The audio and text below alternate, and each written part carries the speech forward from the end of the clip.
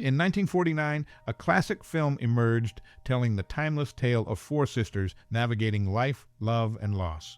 Little Women, a cinematic gem that captivates with its simplicity, draws you into the lives of these siblings, each with their unique quirks and dreams. As you settle in, get ready for a roller coaster of emotions, because hidden within this seemingly straightforward narrative are surprising and heartfelt moments. There are laughs that catch you off guard, shocks that jolt you, and poignant scenes that might just bring a tear to your eye. So keep your eyes peeled for the unexpected twists and turns. Now, we want to hear from you. How has Little Women influenced your life? Do you have a personal story that connects you to the film's characters or themes? Share your experiences in the comments below. We're all ears. And before you go, tell us about your most cherished memory or personal experience related to this cinematic treasure. We're excited to hear your stories and memories in the comments below. Stay tuned for more fascinating insights into the world of Little Women. There's always something new to discover in this timeless narrative. Little Women elicits mixed reactions, as evident from various reviews.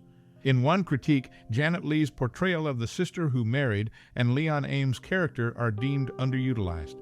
The role of Leigh is limited, and there's a curious observation regarding the timeline given the appearance of actor heirs in relation to the Civil War.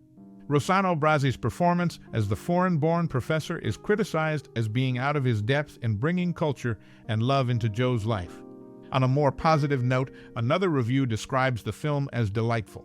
Despite deviations from the book, the movie is charming, with commendable performances from the actors. It is noted for its lovely costumes, enjoyable moments, and sweet romance. The reviewer expresses a sense of delight and laughter, creating an overall positive impression. In contrast, a review hails it as one of the finest and beautifully filmed among MGM's costume dramas from that era. The emphasis is on the visual appeal and craftsmanship of the production, portraying it as a standout in the genre. Another reviewer expresses a strong personal affinity for this particular adaptation. The film is described as marvelous, with praise extending to various aspects such as acting, cast, and costumes. The timeless quality of the movie is highlighted as the reviewer revisited it after a significant period and found it just as enjoyable, considering it a classic suitable for all ages. In summary, opinions on the adaptation vary, ranging from critiques of underused characters and questionable casting to enthusiastic praise for its charm, delightful moments, and visual appeal. Each review offers a unique perspective, showcasing the diverse reactions to this adaptation. It holds a special place in the hearts of some viewers, while others approach it with more critical scrutiny. The movie offers a multifaceted experience, with its strengths and weaknesses resonating differently for each viewer. In the 1949 film, Mary Astor takes on the role of Margaret O'Brien's mother, a connection echoing her previous portrayal as O'Brien's mother in Meet Me in St. Louis. This collaboration with Leon Ames in the latter film solidifies their on-screen partnership as O'Brien's parents. Interestingly, the iconic basket carried by Margaret O'Brien throughout the movie is the same one her co-star Judy Garland wielded in The Wizard of Oz. Both films, including Little Women, share a common producer, Mervyn LeRoy. The intertwining relationships among the cast, with Mary Astor reprising her maternal role, and the shared cinematic artifact contribute to the nuanced connections within the realm of classic cinema. These subtle intertextual elements, spanning films and characters, underscore the collaborative nature of the industry and the enduring legacy created by Mervyn LeRoy.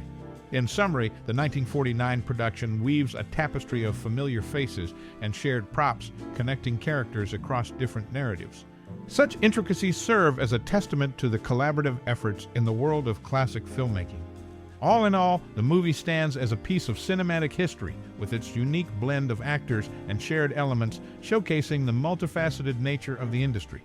In MGM's 1949 adaptation of Little Women, June Allyson, aged 31, but portrayed as a 15-year-old, faced an age-altering effort by the studio's publicity department. This marked the final Academy Award for Art Direction for Cedric Gibbons and Paul Gross, capping their success with a third win. Meanwhile, in the film, Laurie informs Joe about the quinsy, a complication of tonsillitis extending into the throat and chest. The narrative navigates Allyson's age portrayal, award recognition for art direction, and a medical subplot, offering a concise glimpse into noteworthy aspects of the 1949 Little Women. In this rendition of Little Women, Harlan reprised his role as Mr. Davis, the lenient schoolteacher, wearing the same outfit from the 1933 version. Maintaining consistency, he holds up Amy's slate with identical markings and a cartoon drawing depicting the teacher's oversized nose, along with the statement, "Young Ella dies, my eyes are upon you." June Allyson, at 31, played a 15-year-old in one of her personal favorite movies. The film marked the third and final Academy Award for Art Direction for Cedric Gibbons and Paul Gross. The narrative also delves into a subplot involving Laurie informing Jo about quinsy, a complication of tonsillitis.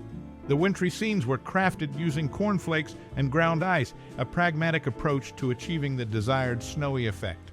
Allyson's portrayal, the award recognition for art direction, and the unconventional use of cornflakes contribute to the distinctive aspects of this Little Women adaptation. In summary, the film showcases the enduring presence of Harlan as Mr. Davis, the age-altering efforts in June Allyson's performance, the recognition of Gibbons and Gross in art direction, and the practical use of cornflakes for snow effects. These elements collectively shape the unique characteristics of this rendition of Little Women. Dame Elizabeth Taylor faced an unexpected setback during the filming of this adaptation of Little Women, breaking her leg and causing a temporary halt in production. The entire cast experienced a brief interruption, and Taylor, despite her injury, visited the set, making a memorable mark by having everyone sign her bandaged leg. On a different note, the camaraderie among the sisters, portrayed by June Allyson, Margaret O'Brien, Dame Elizabeth Taylor, and Janet Leigh, was reportedly remarkable. Despite the age difference, Allyson connected with her younger co-stars, fostering genuine bonds that mirrored a true sorority. Interestingly, the script for this rendition predominantly drew from the 1933 adaptation of Little Women, crafted by Sarah Y. Mason and Victor Herman. Instead of directly adhering to Louisa May Alcott's book, the filmmakers opted for a narrative framework established in the earlier cinematic interpretation. In summary, the production of this film faced a notable hurdle with Elizabeth Taylor's leg injury, fostering a unique set memory. The harmonious relationships among the on-screen sisters, despite age gaps, added a genuine touch to the dynamics. Moreover, the choice to adapt from the 1933 script rather than the original novel provided a distinct narrative foundation for this rendition of Little Women. In the 1949 adaptation of Little Women, a few notable deviations from the original novel are evident. To accommodate the casting of Margaret O'Brien as Beth, the youngest sister role was assigned to Amy in the film. This alteration reflects the pragmatic choices made during production to align with the available cast. June Allyson, who portrayed one of the sisters, faced a unique circumstance during filming. Pregnant with her son, Dick Powell Jr., her condition had to be managed without disrupting the shooting schedule. This real-life situation adds a layer of complexity to Allyson's performance, demonstrating the challenges faced behind the scenes. Another interesting facet of the production involves Sir C. Aubrey Smith, who played Mr. Laurence. Little did the audience know that this would be his final theatrical movie. Smith's contribution to the film takes on added significance as it marks the culmination of his distinguished career. In summary, the 1949 rendition of Little Women introduces changes to the sister dynamics, with Amy adapted as the youngest.